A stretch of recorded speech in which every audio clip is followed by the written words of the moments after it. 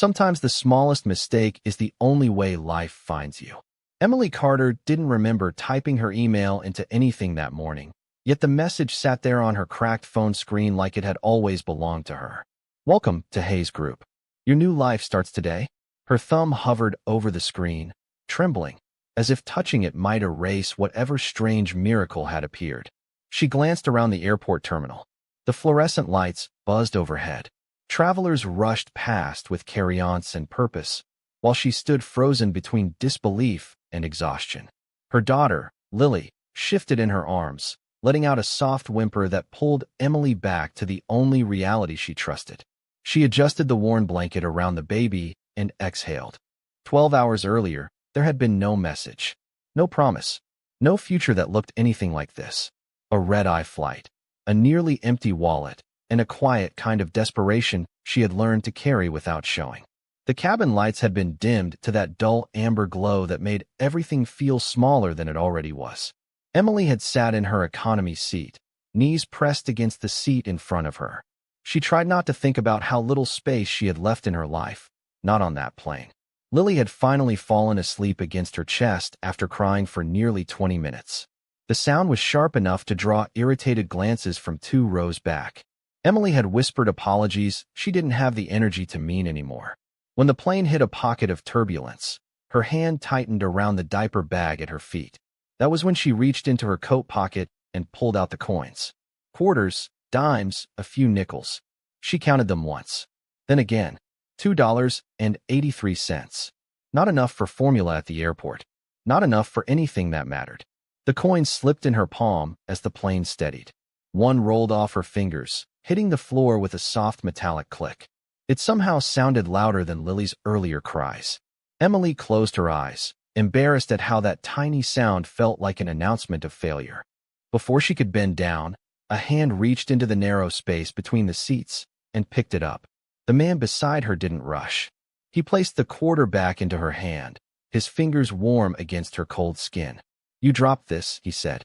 His voice wasn't loud, but it carried a calm that didn't belong in Coach. Emily nodded without meeting his eyes. "Thank you." She expected him to look away after that. Most people did, but he didn't. She could feel it, that subtle awareness of being seen. Not judged, noticed. It made her uneasy in a way she couldn't explain. Lily stirred again, letting out a soft cry. Emily began rocking her, her movements slow and practiced. "Long flight for her," the man said. Emily gave a small, tired smile. "Long everything." He didn't respond right away. Instead, he glanced at the coins still resting in her palm. "Is that all you have left?" The question should have felt intrusive. It should have made her defensive. But something in his tone stripped it of judgment. It sounded like concern, plain and simple. Emily hesitated.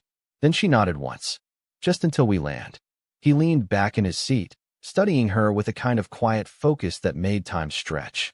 "You won't have to worry about that after we land," he said. She let out a breath that turned into a laugh. "I appreciate the optimism."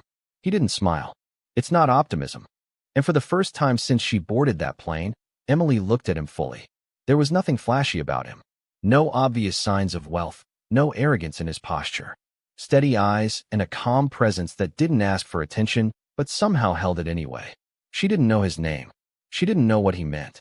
But something in the way he said it made her chest tighten with a feeling she hadn't allowed herself in months. Hope. The plane hummed steadily around them, a low mechanical rhythm that filled the silence between strangers who usually never spoke. Yet something about this moment refused to follow that rule. Emily shifted Lily against her shoulder, feeling the small, warm weight of her daughter settle again. Her breathing was uneven but soft. She focused on that sound, on the simple rise and fall, because it was the only thing she could control. The man beside her remained still. Then he reached into the seat pocket in front of him and pulled out his phone.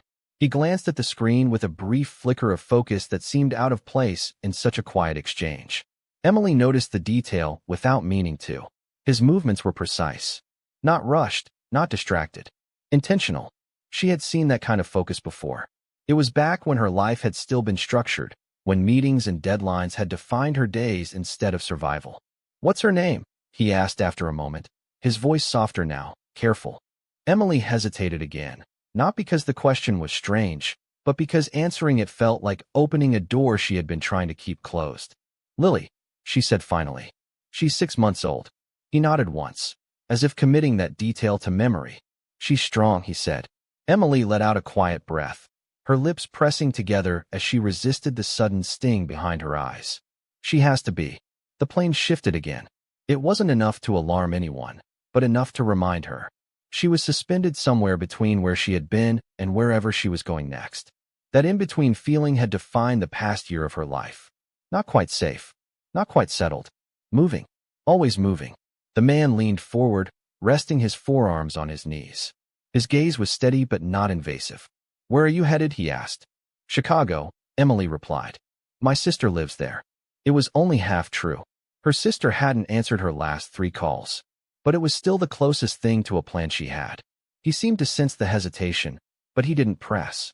Instead, he gave a nod, as if accepting the answer for what it was. "And after that?" he asked. Emily gave a faint, humorless smile. "After that, I figure it out." There was no bitterness in her voice. Fatigue. The kind that settled deep and stayed there. He watched her for another second, then leaned back again. His expression was unreadable, but not distant. More like he was considering something. "You weren't always figuring it out like this," he said. It wasn't a question. Emily frowned, caught off guard. "What makes you say that?" He gestured lightly toward her hands. "You count money like someone who used to manage more of it." She looked down, her fingers still curled loosely around the coins. For a brief second, she felt exposed in a way that had nothing to do with judgment. He had seen something real, something she hadn't said out loud. "I worked in accounting," she admitted. "Before Lily." He nodded again, that same thoughtful expression returning. "That makes sense." A flight attendant passed by, offering drinks with a polite but distant smile. Emily shook her head automatically. Water cost more than she could codify. The man didn't respond right away, but a moment later, he pressed the call button above them. Emily turned to him, confused. "You don't have to do that," she said quickly. He glanced at her, calm as before. "I know." When the attendant returned, he ordered 2 bottles of water. "And something warm if you have it," he added, glancing briefly at Lily. The attendant nodded and moved on. Emily felt her throat tighten unexpectedly. "I can't pay you back," she said, the words coming out before she could stop them. He shook his head once. "I'm not asking you to." She studied his face again, searching for something that would explain this. Some hidden expectation, some condition she was missing. But there was nothing. That same steady calm. "Why are you helping me?" she asked finally. This time, he did smile, but it was small, private. "Because someone once helped me when I needed it," he said. Emily looked down at Lily, brushing a soft strand of hair away from her daughter's forehead. For the first time in a long while, the weight on her chest shifted. It was as if something unseen had loosened its grip. The plastic bottle crackled as the flight attendant placed it on the tray table. It was followed by a cup of warm milk that sent up a curl of steam. Emily stared at it, as if it might disappear if she blinked too quickly. "This is for the baby," the attendant said. Her tone was noticeably kinder than before.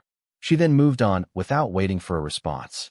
Emily's fingers hovered over the cup before she picked it up, testing the temperature the way she had done 100 times before.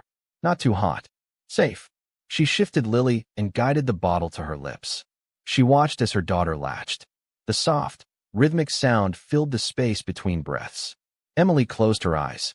Relief washed over her in a quiet wave that felt bigger than it should have been. It was milk. A few ounces. But right now it was everything.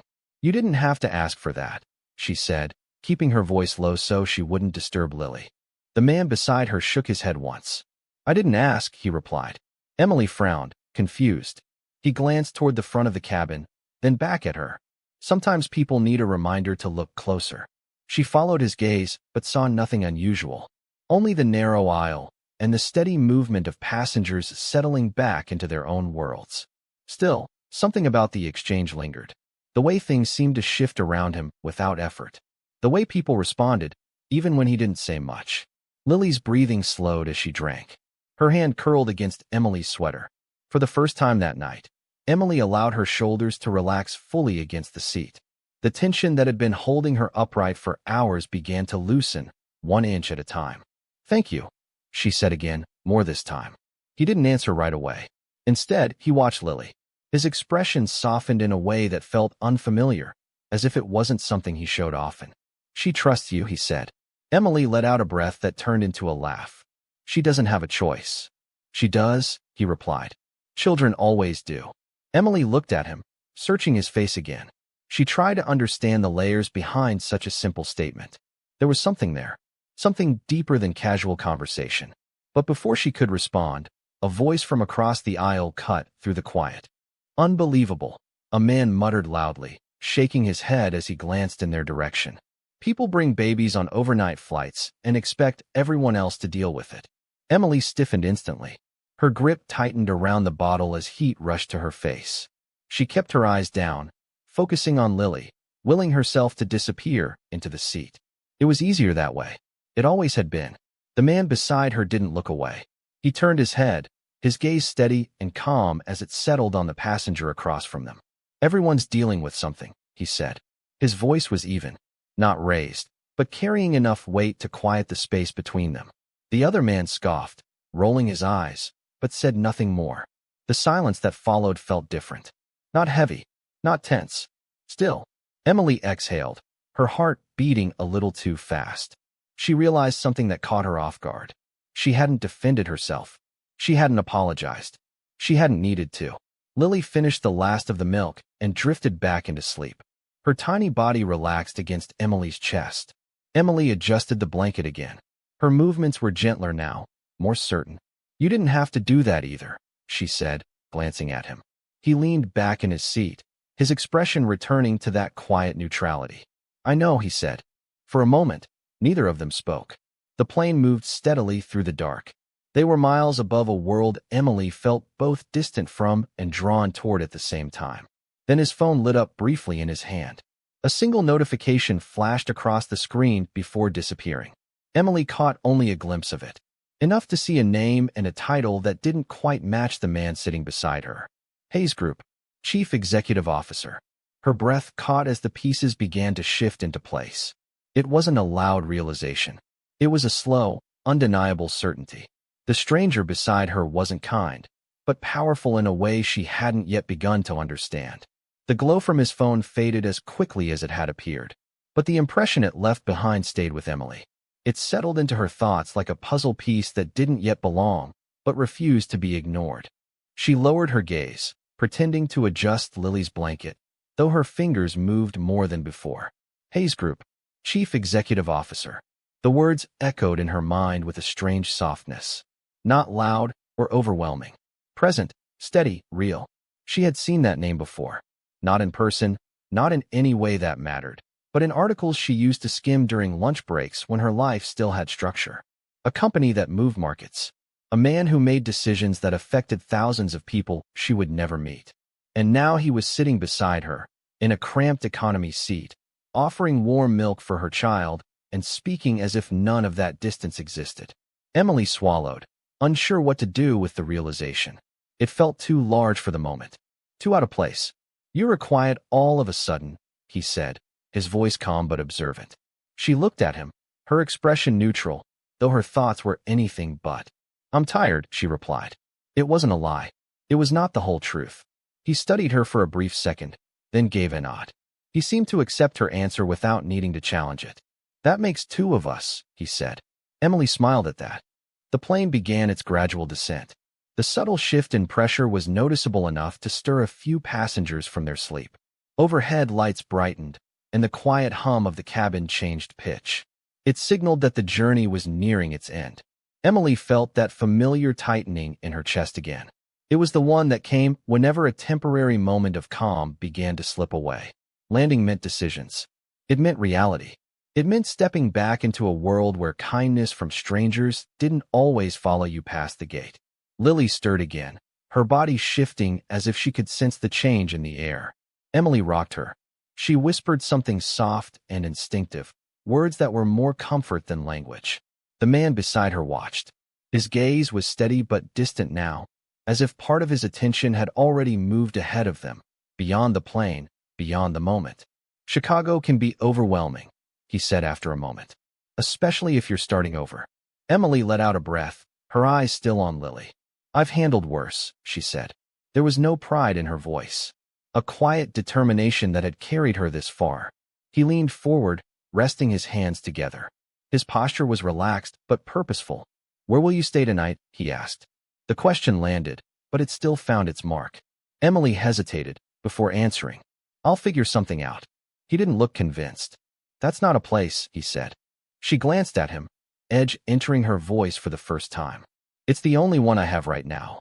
The air between them shifted. Not tense, but more honest.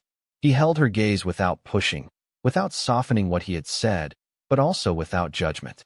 "You shouldn't have to figure everything out alone," he said. Emily felt something tighten again. Not in her chest this time, but somewhere deeper. Somewhere she had been guarding. "I'm used to it," she replied. He nodded once. He acknowledged the truth in her words, but didn't accept it as final. The plane dipped lower. The city lights below began to stretch into view, scattered like distant constellations against the dark. Neither of them spoke. Then he reached into his jacket pocket and pulled out a simple card. He held it between his fingers as if it carried no more weight than the coins she had counted hours earlier. He placed it on the tray table in front of her. "When you land," he said, his voice steady, "you won't need to figure it out alone anymore." Emily looked down at the card. Her breath caught as her eyes traced the clean, understated print. Daniel Hayes, Chief Executive Officer. Hayes Group. She didn't pick it up right away.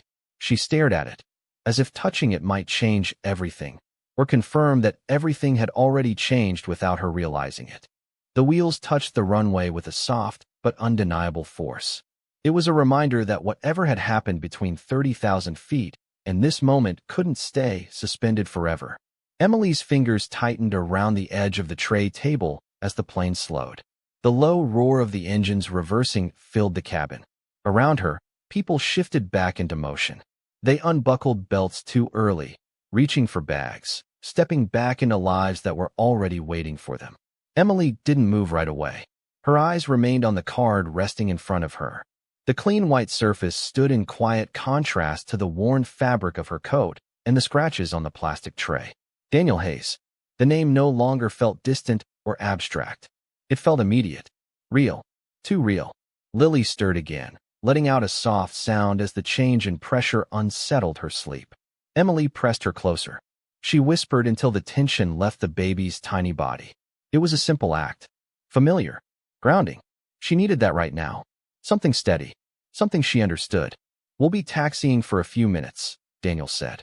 His voice was low, as if he understood the fragile space she was standing in without her having to explain it. Emily nodded faintly, though she didn't look up at him yet. Her mind was moving too quickly. She was trying to keep pace with everything that had shifted in the past hour. Offers like this didn't happen. Not to people like her. Not without a cost.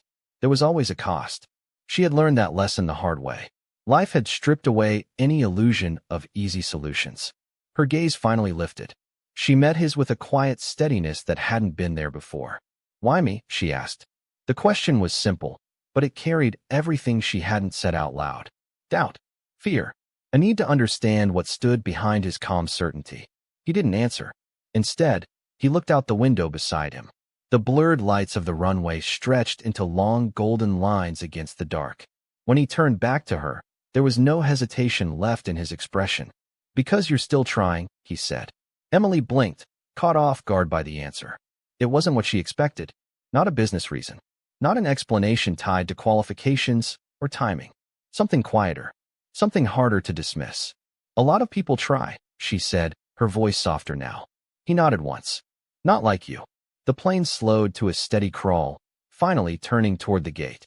Seatbelt signs chimed off, and the soft rush of movement filled the aisle as passengers stood, eager to leave.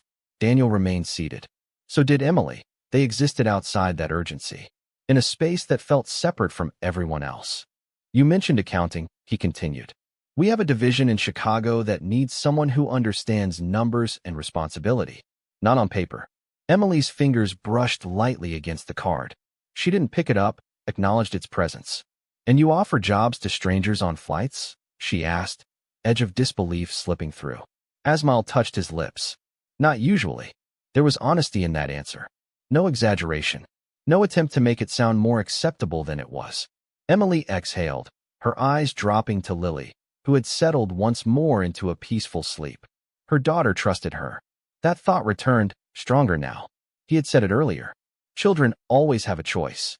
Emily's hand finally closed around the card. She lifted it from the table with a careful, deliberate motion. It felt heavier than it should have. Not because of the paper, but because of what it represented. A shift. A possibility. A risk. She looked back at him. Her expression was still guarded, but no longer closed. "And if I say no?" she asked. Daniel's gaze didn't waver. "Then nothing changes," he said. "Except you'll know you had another option." The simplicity of that answer settled into her, quiet but firm. No pressure. No hidden demand. A door, left open. The plane came to a final stop at the gate. The overhead light flickered as the engines powered down. People began filing out, one by one. Their voices blended into a low hum of movement and impatience. Emily stayed where she was for one more second. She held the card, feeling the weight of the choice settle into something clearer. Then she stood, adjusted Lily against her shoulder, and stepped into the aisle. She didn't know what would happen next, but she no longer felt like she was walking into it alone. The line moved, one step at a time, as passengers filtered out of the plane and into the narrow jet bridge. Each person carried their own version of urgency. Emily adjusted Lily against her shoulder. She felt the familiar weight settle into a rhythm that grounded her with every step forward. The air shifted as they crossed from cabin to terminal. It was cooler, brighter, filled with the distant echo of announcements and rolling suitcases. It felt like crossing an invisible line between two versions of reality. Behind her, everything had been contained. Quiet. Suspended. Ahead of her, life waited without pause. She tightened her grip on the diaper bag. The worn strap pressed into her shoulder, and she kept moving. The card rested in her coat pocket now. It was close enough that she could feel its edge every time she shifted. It was athing, barely noticeable, yet it carried more weight than anything else she owned. She hadn't looked back at him when she stepped into the aisle. She hadn't trusted herself to. There were moments in life when looking back made things harder, not clearer. And this felt like one of them. The terminal opened wide as she stepped fully inside. The ceiling stretched high above. Lights reflected off polished floors that seemed too clean, too perfect. People moved with purpose in every direction. Voices blended into a steady hum that made her feel both invisible and exposed at the same time. Lily stirred again, her hand tightening briefly against Emily's sweater before relaxing once more. Emily glanced down, brushing her fingers across her daughter's cheek. "We're okay," she whispered, more to herself than to Lily. It wasn't a statement of fact. It was a decision. She followed the signs toward baggage claim, though she carried everything she owned with her. There would be no carousel to wait at, no familiar face scanning the crowd for her arrival. Another step forward into uncertainty. Her phone buzzed in her coat pocket. It was a sudden interruption that made her pause mid-step. Emily hesitated before pulling it out. Her breath caught as she unlocked the screen. The message was simple. No greeting. No explanation. A line of text that felt both impossible and inevitable. "A car is waiting outside Terminal 3. Black sedan. The driver knows your name." Emily stared at the screen. Her pulse quickened as she read it again, as if repetition might change the meaning. It didn't. Mechanically, she lifted her head and looked toward the glass doors that led to the pickup area beyond security. She didn't move. Doubt rose quickly, sharp and familiar. This was too much. Too fast. Too easy. Nothing in her life had ever worked like this. There was always a catch. Always a moment when the ground shifted beneath her feet. She slipped the phone back into her pocket. Her fingers brushed against the card as she did. Daniel Hayes.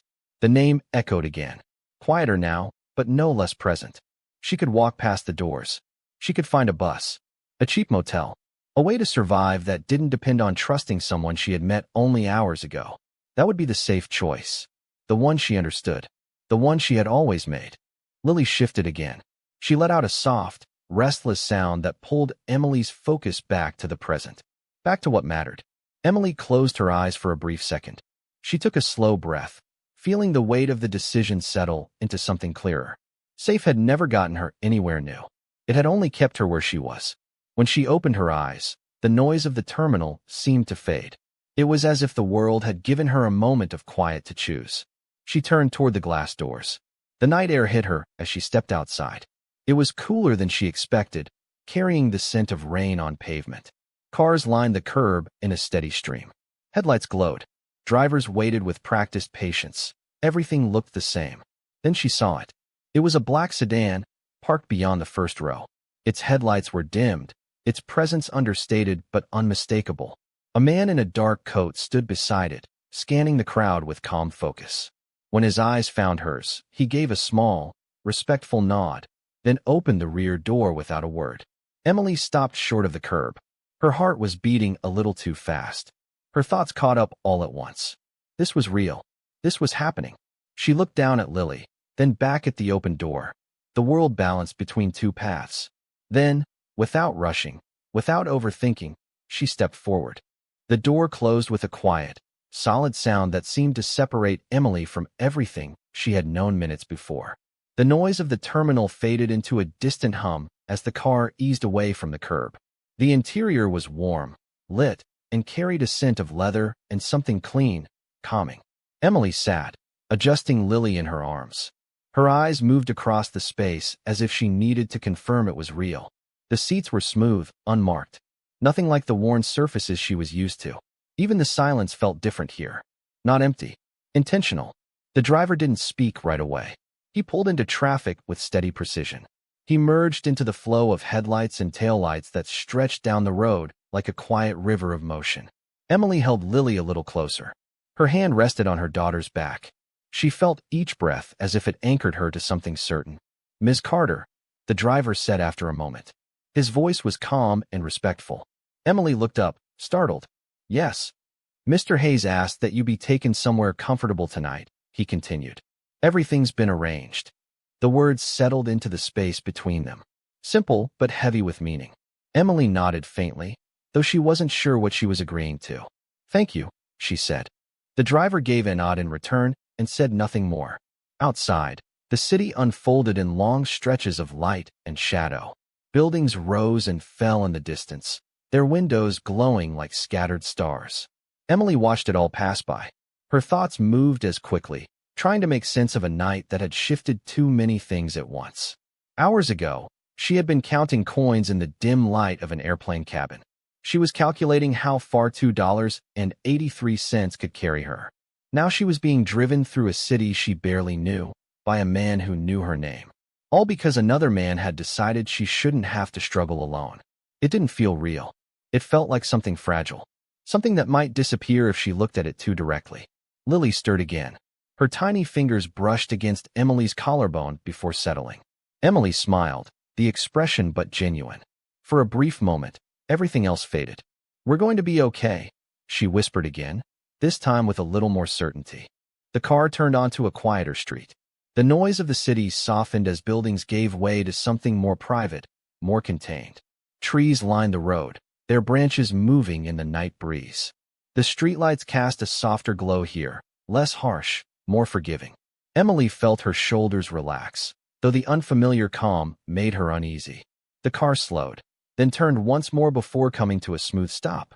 It was in front of a building that rose above the street. Its glass facade reflected the soft shimmer of the lights around it. It wasn't loud or extravagant. It didn't need to be. Its presence spoke for itself. The driver stepped out. He moved around to open the door for her with the same quiet efficiency. "We've arrived," he said. Emily hesitated for a fraction of a second. Her hand tightened around Lily as she looked up at the building, then back at the open door. This was another step, another choice. But unlike before, the hesitation didn't hold her in place. She stepped out. The cool air brushed against her face, grounding her once more in the present. The entrance doors opened, as if someone had been expecting her.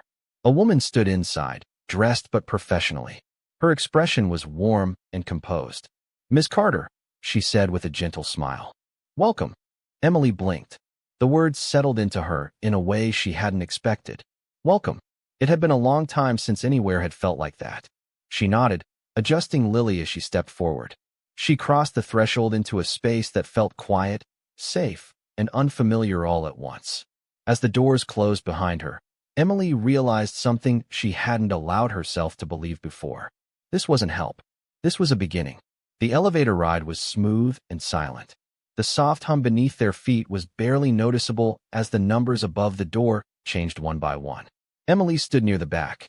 Her reflection was visible in the polished metal walls, a version of herself she hardly recognized. Her hair was disheveled from the flight. Her coat was worn at the edges. There was a tiredness in her eyes that no amount of rest could fully erase. And yet, standing there with Lily resting peacefully against her shoulder, she felt something unfamiliar begin to take shape beneath the exhaustion. Not confidence. Not yet. But something close to it. The woman beside her, who had introduced herself as Claire, glanced over with a gentle smile. "It's been a long night for you," she said. Emily nodded once. "It has." Claire didn't ask more. She didn't need to. There was a quiet understanding in her presence. The kind that didn't press or pry, only supported. The elevator doors opened with a soft chime. It revealed a hallway that was calm and warmly lit. It was the kind of space designed to make people feel at ease without drawing attention to itself. The carpet beneath Emily's feet softened her steps as she followed Claire down the corridor. Each movement was slow, deliberate, as if she was still adjusting to the idea that she was allowed to be here. Claire stopped in front of a door and turned. Her expression was still warm, but now carried a hint of reassurance. "This will be your suite for the night," she said. "Everything you might need has already been arranged. If there's anything else, you only need to ask." Emily hesitated for a brief second. Her hand rested lightly on Lily's back as she looked at the door, then back at Claire. "Thank you," she said, her voice quiet but sincere. Claire nodded and opened the door. The space inside was larger than Emily expected. Not overwhelming, but comfortable in a way that felt intentional. A soft couch sat near a wide window that overlooked the city, with its lights stretching out into the distance. A crib had already been placed near the bed, neatly made with a pale blanket that looked untouched. Emily stopped inside the doorway, taking it all in. Her breath caught in a way she didn't expect. Someone had thought about Lily. Not her. Lily. That realization settled deeper than anything else. Claire stepped back, giving her space. "You should rest," she said. "Tomorrow can wait." Emily nodded again, though she wasn't sure she would be able to sleep. Not yet. Not with everything still shifting inside her. Claire gave one last reassuring smile before stepping out. The door closed behind her. The silence that followed was different from before. It wasn't empty. It was peaceful. Emily moved further into the room. Her steps were slow as she laid Lily down in the crib, adjusting the blanket with practiced care.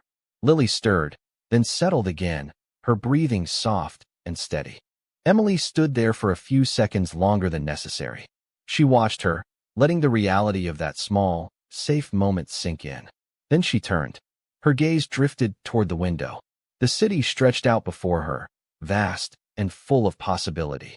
But it was no longer as distant as it had felt hours ago. Her hand slipped into her coat pocket. Her fingers brushed against the card once more. She pulled it out, looking at the name again. The simple print that had changed the direction of her night without asking for anything in return. Daniel Hayes. She exhaled. The sound was barely audible in the quiet room. "Why me?" she whispered again, though this time the question felt different. Less guarded. More curious. Her phone buzzed on the table beside her, drawing her attention. Emily hesitated before picking it up. Her heart beat a little faster as she unlocked the screen. Another message. This one even simpler than the last. "Get some rest. Tomorrow we talk." She stared at the words, then glanced back at Lily, at the crib, at the room that had been prepared for her without her asking. For the first time in a long while, the unknown didn't feel like something to fear. It felt like something waiting. Emily set the phone down, still holding the card in her hand, and sat on the edge of the bed. The softness beneath her felt unfamiliar, unreal. But she didn't pull away. Instead, she let herself lean back. Her eyes drifted closed. Not to escape, to breathe. And in that quiet space, somewhere between exhaustion and hope, Emily allowed herself to believe something she hadn't dared to before. That maybe this wasn't luck. Maybe this was the moment her life had been leading her toward all along. Morning arrived.